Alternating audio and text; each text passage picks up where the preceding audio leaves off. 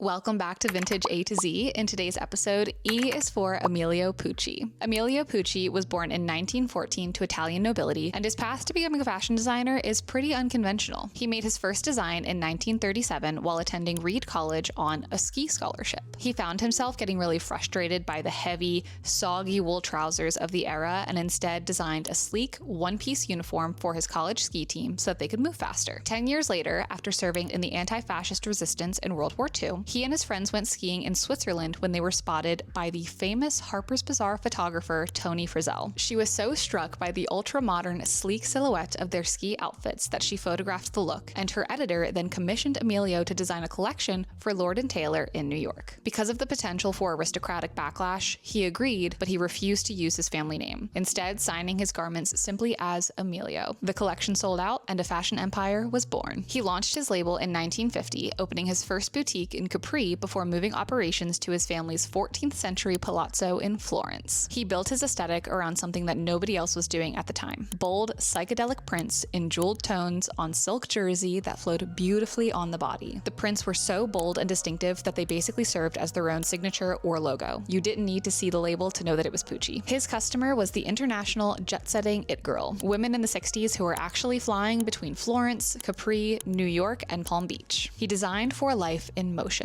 which is exactly why the silk jersey was such a great fit. The fabric didn't wrinkle, so you could roll it up, pack it in a bag, and then throw it on when you get off a plane and still look presentable. In fact, he didn't just design for the passengers. In 1965, he famously designed the uniforms for Braniff International Airways. He created a high-fashion, multi-layered wardrobe known as the airstrip, in which the flight attendants would strip layers as the flight progressed, even including a plastic space helmet to protect their hairstyles while on rainy tarmacs. In pop culture, the iconic aesthetic defined the culture as they moved into the 1960s. Marilyn Monroe was actually buried in a green Pucci dress, and Jackie Kennedy was also known to wear Pucci pretty often. On screen, Mad Men characters including Megan Draper and Betty Francis traded their Structures 1950 dresses for very clearly Pucci-inspired psychedelic prints to mark that shift into the 1960s. Vintage Pucci is incredibly sought after, and silk pieces from the 60s or the 70s can sometimes sell for thousands of dollars. If you're hunting for the real deal in vintage markets, the key is to look closely at the print. Emilio would include his first name written in tiny cursive script into the patterns themselves. That's one of the reasons I felt like it was okay for me to talk about the brand for the letter E instead of the letter P. The brand went through quieter years after Emilio's passing in 1992, but was eventually acquired by LVMH in the year 2000. The brand has had multiple creative revivals ever since, and the prints still remain instantly recognizable. What brand should we dive into for the letter F?